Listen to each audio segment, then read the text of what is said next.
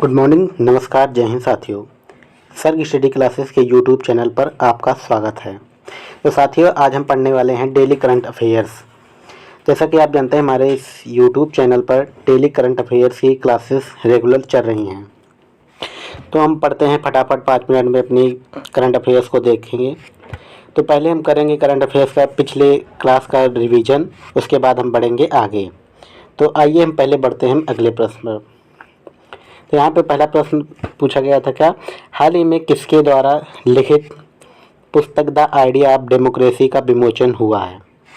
तो यहाँ पे सैम प्रितोदा द्वारा इस पुस्तक का विमोचन किया गया था। अगला प्रश्न है, हाल ही में किस देश के जॉन टिनसवुड को दुनिया का सबसे उम्रदराज जीवित व्यक्ति घोषित किया गया। तो यहाँ पे उम्रदराज व्यक्ति की बात की जा रही है। तो यहाँ पे सबसे उम्रदराज व्यक्ति कहाँ के थे? ब्रिटेन के थे।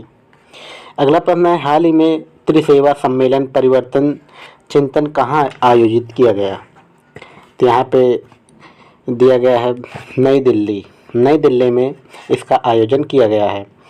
हाल ही में मीटर पेलेग्रिनी ने किस देश के राष्ट्रपति का चुनाव जीता है। तो स्लोवाकिया का खिताब इन्होंने जीता है। हाल ही में किस राज्य के मीरा शहर में बने सितार तानपुरा का जीआई टैग मिला। महाराष्ट्र को जीआई टैग मिला है। जीआई टैग कब मिलता है? ये 10 साल के लिए मिलता है किसी भी चीज़ को या प्रोडक्ट को लेकर। तो ये 1999 में एक्ट आया था। ये 1999 एक्ट के तहत इस जीआई टैग को दिया जाता है। तो पहली बार कब दिया गया था? तो पहली बार जीआई टैग जो है 2004 दार्जिलिंग की चाय को मिला था। ये भी आपको ध्यान रखने की बातें हैं। अगले प्रश्न पर आते हैं। अगला प्रश्न पूछा गया था, हाल ही में विश्व आर्थिक मंच ने वर्ष 2024 की यंग ग्लोबल लीडर्स कम्युनिटी ने किस भारतीय अभिनेत्री को शामिल किया है। भूमि पेडनेकर, यहाँ पे भूमि पेडनेकर को शामिल किया गया है। अगला प्रश्न पूछा गया था, हाल ही में विप्रो के एमडी सीईओ कौन बने। तो एमडी सीईओ कौन है? यहाँ पे श्रीनिवास पल्लिया हैं। हाल ही में दिल्ली वन संरक्षण समिति के प्रमुख किसे नियुक्त किया गया है। तो नियुक्त किया गया है नजमी वजीर को। हाल ही में फार्मूला 1 रेस जापानी ग्रां प्री का खिताब किसने जीत लिया है। तो फार्मूला 1 रेस का खिताब जो है मैक्स वेस्टपैन ने जीता है। हर साल भारत में सीआरपीएफ शौर्य दिवस मनाया जाता है।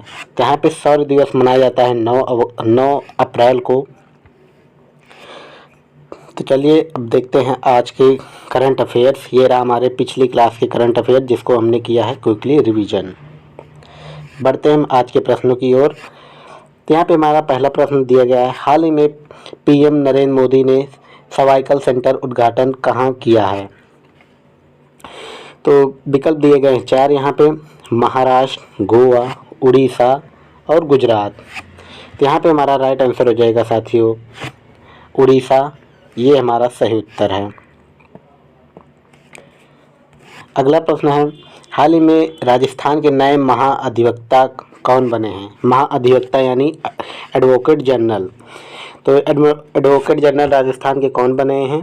तो आर वेंकट रमणी दिया गया है विकल्प ए, राजेंद्र प्रसाद गुप्ता विकल्प बी और विकल्प सी तुषार मेहता। डी विकल्प में है एमएस सिंघवी। तो यहाँ पे हमारा सही उत्तर है राजेंद्र प्रसाद गुप्ता जी। यहाँ पे विकल्प भी हमारा सही उत्तर हो जाएगा। हाल ही में सेफर इंटरनेट डे कब मनाया गया। तो सेफर इंटरनेट डे 6 फरवरी को मनाया जाता है। विकल्प बी ये हमारा सही राइट आंसर हो जाएगा। हाल ही में अल सल्वाडोर के राष्ट्रपति के रूप में पुनः किसे नियुक्त किया गया है। तो यहाँ पे साथियों विकल्प दिए गए हैं 4, Nayib Bukele, Javier Milei, Mohammed Muizzu और श्रेथा थाविसिन। तो यहाँ पे हमारा राइट आंसर हो जाएगा नायब बुकेले। ये हमारा राइट आंसर है साथियों। हाल ही में देश के पहले डिजिटल राष्ट्रीय संग्रहालय की आधारशिला कहाँ पे रखी गई। तो यहाँ पे राष्ट्रीय संग्रहालय की बात की जा रही है यानी नेशनल म्यूजियम की। तो यहाँ पे नेशनल म्यूजियम की आधारशिला कहाँ पे रखी गई है। विकल्प यहाँ पे है 4, अहमदाबाद, सूरत, हैदराबाद और वडोदरा। तो यहाँ पे राइट आंसर हो जाएगा हैदराबाद। हैदराबाद में नेशनल म्यूजियम की आधारशिला रखी गई है। हाल ही में भारत का सबसे बड़ा थिएटर फेस्टिवल भारत रंग महोत्सव का आयोजन कहाँ किया गया है? तो सबसे बड़ा थिएटर फेस्टिवल भारत रंग महोत्सव का आयोजन गुजरात में किया गया है। तो विकल्प सी हमारा सही उत्तर है यहाँ पे। हाल ही में IPEF द्वारा क्लीन एनर्जी इन्वेस्टर फोरम का आयोजन किस देश में किया जाएगा?